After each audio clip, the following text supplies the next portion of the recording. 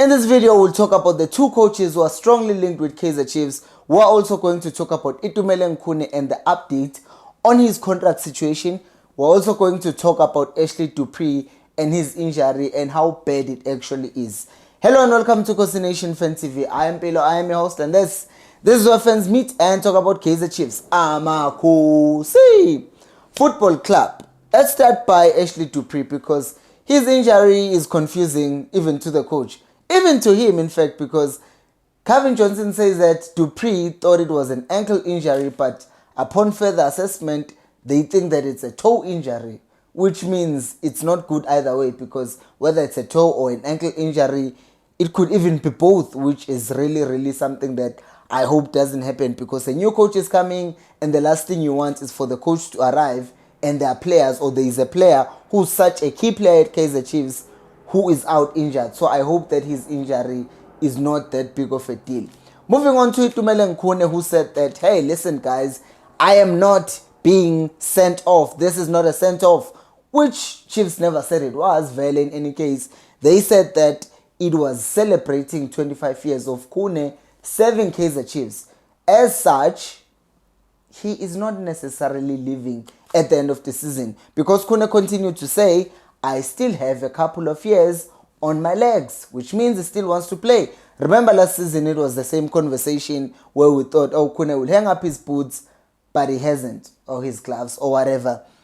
And now, the other report by Pagati, the Citizen, they are saying that Kaizer Chiefs want to keep Khune.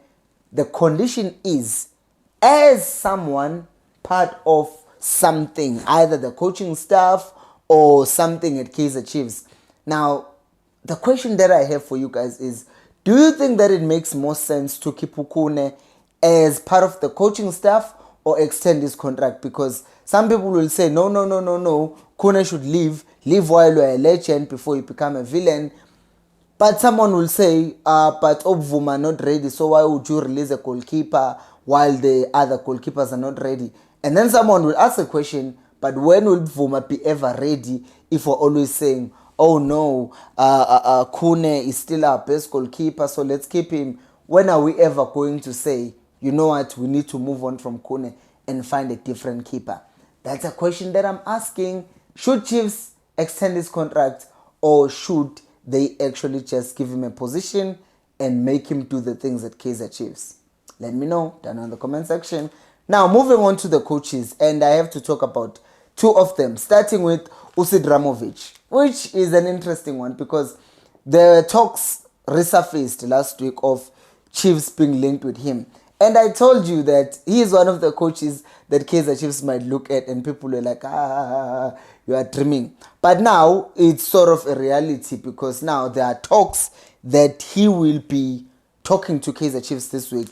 And based on what we heard him say a few weeks ago when they were playing against Chiefs, you could hear his speech that, sounds like there is some flattery there. Why is he talking about Chiefs like this? Maybe that's because he knew that in a couple of weeks he would be talking to Kaizer Chiefs. And funny enough, I talked to him back in August when Chiefs had just lost to TS Galaxy in Mpumalanga. I asked him, would you come to Kaizer Chiefs? And he said, would they also allow these guys to come, and can they pay these guys? I was like, I don't know. And now I was asking that obviously, and there was no pressure of a coach getting fired because it was too early in the season. But now I wonder, Uguti, if these reports are to be true, will he actually demand his coaching staff to come with him? Because clearly there's something, they click with him. And I wasn't even talking to him as a journalist, which I'm not. But when that conversation still rings in my head even right now, Uguti, he was open to coming to Kaizer Chiefs, but the thing is, what are you going to offer him? The coaching staff, he wants them. Can Kaizer Chiefs actually give him his coaching staff?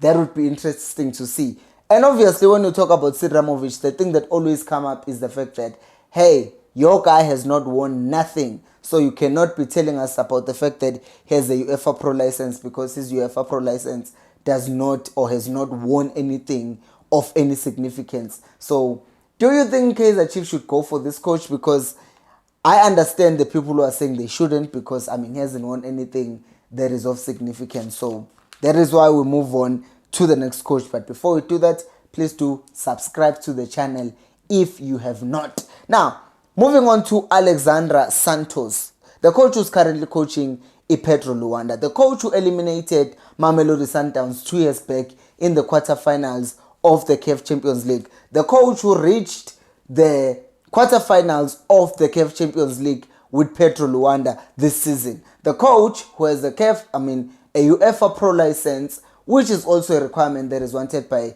PSL and also something that Kaizer Chiefs really like. A coach who has won the last 2 Angolan Premier League championships and is on course to win another one. Now the question is, does that CV sound like a coach who should come to Kaizer Chiefs? Not to mention these other things that I read up about him. Guti, he apparently likes to, number one, he plays offensive football. I looked at the style of play when I was just researching him. Like he plays the 4-2-3-1. But once again, 4-2-3-1 is not a bad formation or system to start with, right? There are coaches who play that system but play well. It depends. Pep played a 4-2-3-1 at Bayern Munich. Had Thiago and Kimmich playing together there. It was magical. And then Umula in front of them. It was so good. Then Ripare on the other side. And then Robben on the other side. And then Lewandowski as a striker. It was beautiful. So there are coaches who can play that system and make it work. It's just that at Kaizer Chiefs, it's people who are just trying to play 4-2-3-1, but they don't even know how to set it up. Number 2, this coach focuses a lot on youth. So I read, and looking at Kaizer Chiefs and looking at the players who are coming up, you can really see that it makes sense why Kaizer Chiefs would want a coach like that. Number 3 is the fact that he's been winning, obviously, in recent seasons. And if he really adds another championship right now, I want to confirm something. If he adds another title, because he's won the last two leagues, then the question is, why would Kaizer Chiefs think twice about this? Well, I will tell you why.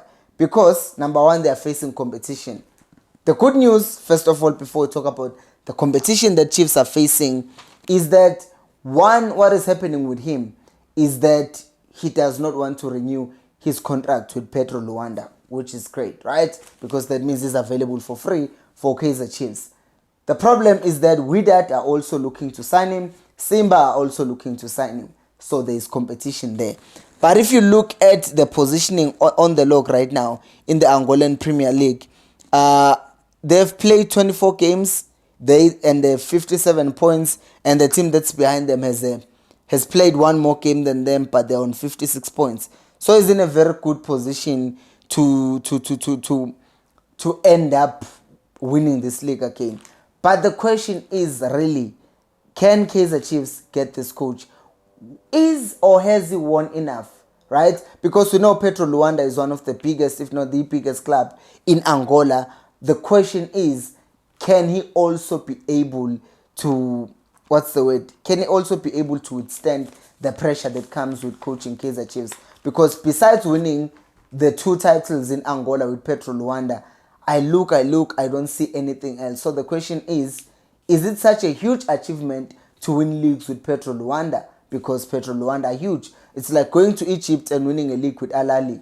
Is it really going to be something that's going to be super celebrated, or we're going to say, oh yeah, he did that? And then you come to Kaizer Chiefs, there's already a superpower. I am just asking. I'm not giving my opinion on this coach. I'm asking you, do you think it would be a good idea to get Santos to come to Chiefs?